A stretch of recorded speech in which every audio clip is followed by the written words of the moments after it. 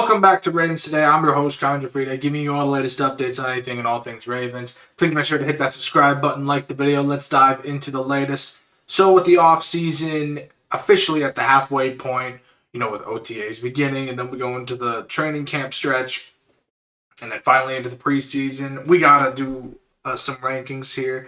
And thankfully, media pundits have done a ranking of the AFC North in terms of their success at the draft and so far during the offseason. And of course, the Baltimore Ravens are number one. Who you can't even deny that. It is always going to be the Ravens at number one, especially so I'm saying that right now because of our success in the draft that we've had and our offseason, the Trey Hendrickson pickup, and it should always be Ravens number one. And if anyone says otherwise for this at this offseason halfway point, I'd love to talk to them because there's no valid argument that says you're in the AFC. This is all in the AFC North, by the way.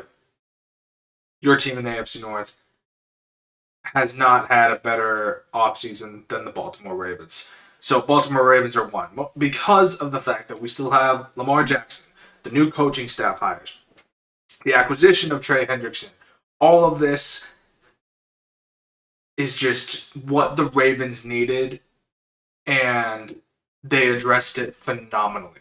Number two, we got the Cincinnati Bengals because, again, a healthy Joe Burrow. I will always give respect to Joe Burrow, even when Lamar Jackson is a better quarterback.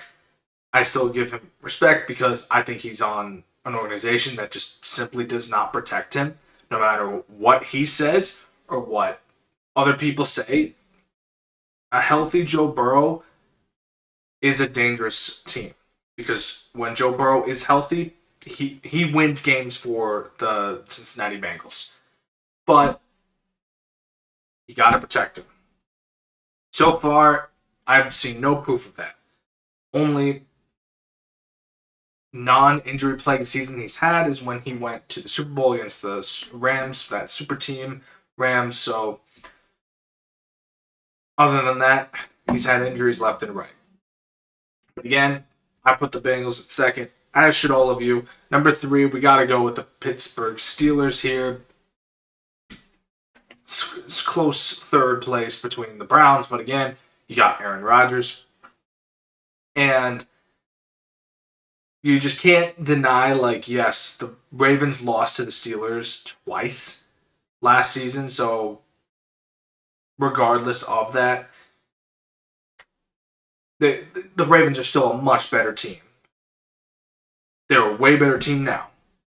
But the reason why the Steelers are third is because the Browns have no idea with their whole quarterback situation, whether it's going to be Shedeur Sanders starting or Deshaun Watson, whether or not he's healthy, Dylan Gabriel. It's just they're all over the place in terms of who's going to be the starting quarterback for the Cleveland Browns. And my opinion is that it should be Shedeur. I think he's earned that position. And the Browns should cut their losses with Deshaun Watson at this point, even though they lost so much money with him. But at the end of the day, all we care about is that the Ravens are number one in the halfway point, according to media pundits, and we 100% agree. This is all in terms of the AFC North rankings. In terms of NFL rankings, I would put the Ravens in the top five. But again, we can all agree, Ravens are number one in the AFC North. Moving on here, so someone mentioned they wanted to set the tone early in response to our comment from yesterday's video about are the Ravens going to set the tone early or late in the season? It's 100%. I think that the Ravens are going to set the tone very early. I still think that first game is going to be a feeling out process against the Colts. But at the end of the day, we're going to come away with a victory. And I really do think that towards the end of that game, the offense is going to be in complete rhythm. I don't think that we're going to get, right out of the gate with, everyone firing on all cylinders. I think the defense will. But I would say sometime after the halfway point, we're still going to be ahead, obviously. But sometimes after that halfway point and towards halftime, after halftime, we're gonna be, we're gonna be cooking on all sides of the football, and that'll lead into every other game moving forward. Mind you, the Ravens don't have very much to travel, minus the Brazil game, which is week 3 against the Cowboys. Every other game for the Ravens, for the most part, is on the East Coast. The only time they have to go, back a little bit, and back I mean they would have to an hour difference, is once or twice. That is it. That is it for this schedule. This is a pretty this is an easier schedule than we've had in the past. Mind you, I've said that our gauntlet is at the end of the season when we have to go through every single AFC North opponent, but it's also our easiest playoff path.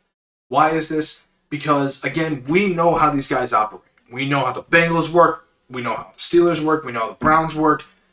And like I said, the Ravens so far have had the best offseason. And mind you, I think that this is going to be a much different team than what the Bengals have faced and what the Steelers have faced, what the Browns have faced. Do I still think that some of these games are going to be competitive? Absolutely. If Joe Burrow is healthy, there's always going to be that shootout between Lamar Jackson and Joe Burrow. Always an exciting game. Against the Steelers, I think Jesse Minter, and I'm going to be 100% honest here, I think Jesse Minter is going to be like, why the heck were we losing games to these guys? We are a much more talented team, much better coaching staff, and Aaron Rodgers, Hall of Famer, we'll give him props for that, but he's old. He can't do the things that he's able to do when he was younger, and we should totally be blowing them out of the water. Cleveland Browns, always like a little chippy there, but at the end of the day, on paper, we have the easiest playoff, or one of the easier playoff paths. Top 5, if I'm correct. Lions have one of the easier ones, but again, their bye week is really early in the season.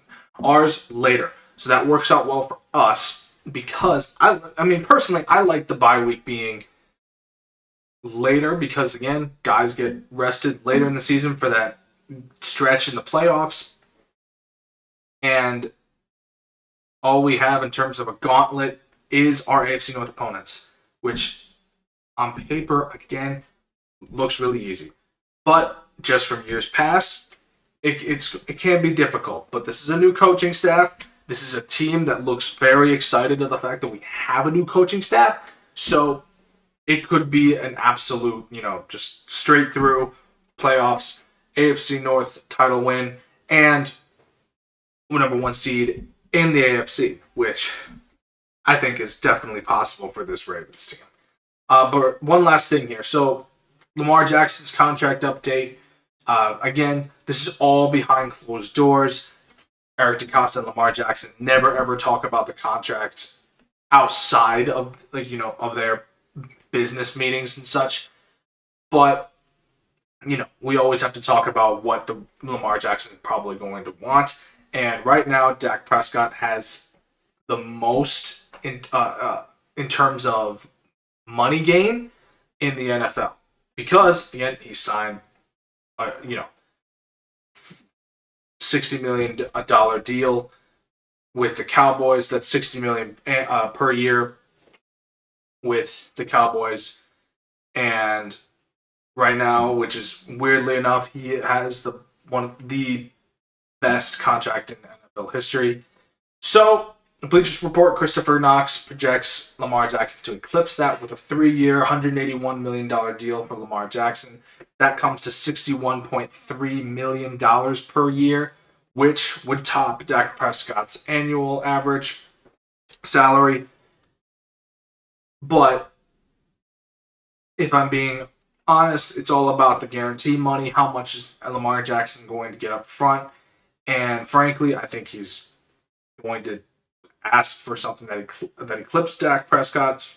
But also at the same time, I mentioned this in previous videos that I don't know if Lamar Jackson's going to sign this year, just simply because he wants to see what this Ravens team looks like with this new coaching staff. And I mean, I don't, as a business side of things, I don't blame him whatsoever. He still has 2 years on his contract, but his salary cap number jumped to $84.3 million next year after we restructured his contract a couple months ago in March. So again, better to get it done sooner rather than later. And if it's not going to happen this year, it's because of that reasoning, because of the fact that he wants to see what this Ravens team looks like with a new coaching staff, then it's just going to be next year. Obviously, I think Lamar Jackson's going to be a Raven until he retires. It's just team loves him, staff loves him, the fans love him, and there's just, you know, you just don't want to see a talent like that ever leave your team.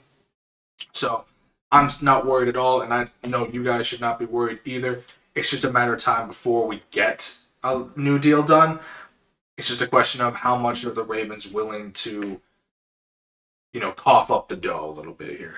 Thank you for tuning in to Ravens Today. I'm your host, Connor Gioffreda. Again, thank you guys so much for tuning into the show.